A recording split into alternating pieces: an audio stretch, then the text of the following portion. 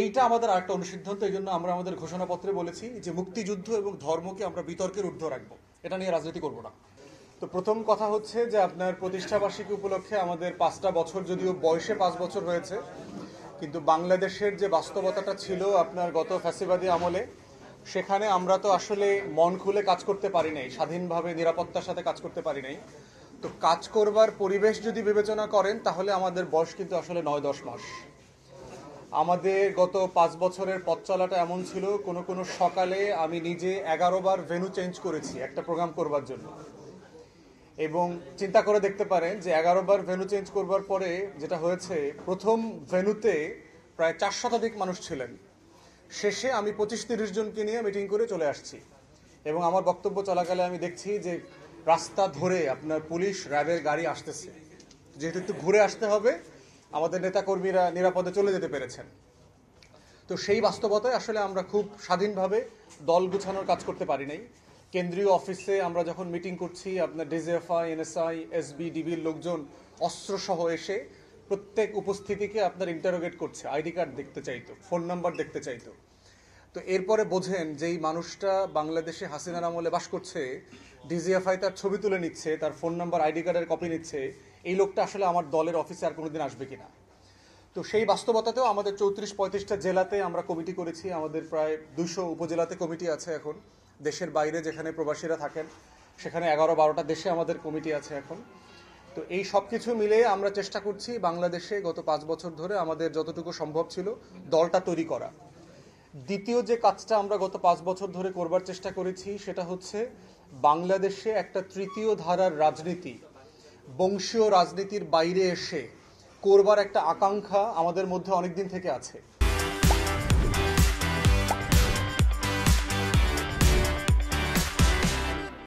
এবং আপনারা দেখবেন যে 111-এর সময় সংস্কার, বিকল্প রাজনীতি, নতুন ধারার রাজনীতি, বংশপূজার রাজনীতি থেকে বের হয়ে এসে একটা গণতান্ত্রিক মূল্যবোধের রাজনীতি চর্চার আকাঙ্ক্ষা ছিল, কিন্তু এটা হয়ে ওঠে নাই।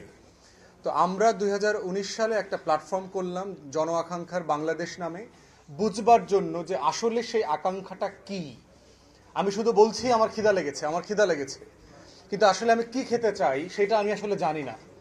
তো আপনি ধরেন, আপনি যদি ইংল্যান্ডে একটা রেস্টুরেন্টে গিয়ে, খুবই 5 স্টার একটা রেস্টুরেন্টে গেলেন, যাওয়ার পরে আপনি খিদা লেগেছে যদি বলেন, আপনাকে বিশাল একটা আটলান্টিকের কাঁকড়া, পাশে 2টা আলু সিদ্ধ এবং একটু সালাদ সহকারে দিয়ে দেবে। এখন ওটা দিয়ে তো বাঙালির ক্ষুধা মিটবে না।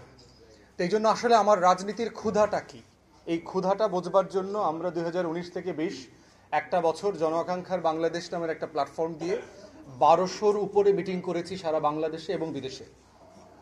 শুধুমাত্র বুঝবার চেষ্টা করেছি যে তৃতীয় ধারার রাজনীতিটা আসলে কি, দেশের মানুষ আসলে কি রাজনীতি দেখতে চায়। তারা যখন বলছে যে আমরা সরেয়া অ আ অথবা ক খ থেকে বের হয়ে আসতে যাচ্ছি, তারা আসলে কি বোঝায়। এই বোঝানোর প্রেক্ষিত থেকে আমরা কতগুলো অনুসিদ্ধান্তে এসেছি। তার ভিতরে একটা হচ্ছে যে বাংলাদেশের মানুষ মুক্তিযুদ্ধ নিয়ে অনেক গর্বিত, কিন্তু মুক্তিযুদ্ধ কচলানো রাজনীতি তারা পছন্দ করে না। ঠিক একইভাবে দেখবেন যে 24 আমাদের ইতিহাসের অনেক গর্বের ব্যাপার, কিন্তু 24-এর কেনা বেচা কিন্তু মানুষ পছন্দ করে না। এই জন্য ইতিহাস আমার গর্বের, আমার পূর্বপুরুষের যত অবদান আমি স্বীকার করি, কিন্তু প্রতিদিন চাকরি খোঁজার আগে কিন্তু আমার বাবার কবরে গিয়ে আমি পূজা করে ফুল দেই না। আপনারা সবাই দেখবেন আপনাদের মৃত বাবা মার কবরে যান না, আপনার বাজার করবার আগে আপনি আপনার কবরে যান না, আপনার জীবনের সমস্যা সমাধান করবার জন্য আপনি কবরে যান না, মাজারে যান না। আপনি কাজ করেন, আপনি অসুস্থ হইলে ডাক্তারের কাছে যান, আপনি কবরে যান না। আপনার কোথাও সফর করার প্রয়োজন হইলে আপনি বাসে ওঠেন, গাড়ি খুঁজে নেন, আপনি কবরে যান না, আপনি অতীতে ফিরে যান না। তো সেই জায়গা থেকে একটা অনুসিদ্ধান্ত হচ্ছে দেশের মানুষ অতীত নিয়ে গর্বিত, অতীতের প্রত্যেকটা আন্দোলন সংগ্রামকে আজাদির লড়াই আকারে তারা দেখে, তারা মনে করে যে আমাদের পূর্বপুরুষদের এখানে অনেক অবদান আছে। কিন্তু প্রতিদিন প্রতি রাতে এগুলোকে বিক্রি করে ব্যবসা করাটাকে আমাদের দেশের মানুষ পছন্দ করে না। আমাদের দলের দ্বিতীয় অনুসিদ্ধান্ত, যেটা আমরা তখন গবেষণাতে আমাদের সার্ভেতে পেয়েছি, সেটা হচ্ছে ধর্ম এই দেশের মানুষের খুব গুরুত্বপূর্ণ অনুষঙ্গ। সে ধর্মীয় মূল্যবোধ, পারিবারিক মূল্যবোধ, সামাজিক মূল্যবোধকে ধারণ করে, সম্মান করে, সহনশীল থাকে, কিন্তু ধর্মের ভিত্তিতে সে প্রত্যেক দিন রাজনীতি করবে, ব্যবসা করবে, এটা আমার পছন্দ করে না। এইটা আমাদের আরেকটা অনুসিদ্ধান্ত। এই জন্য আমরা আমাদের ঘোষণাপত্রে বলেছি যে মুক্তিযুদ্ধ এবং ধর্মকে আমরা বিতর্কের ঊর্ধ্বে রাখবো, এটা নিয়ে রাজনীতি করব না।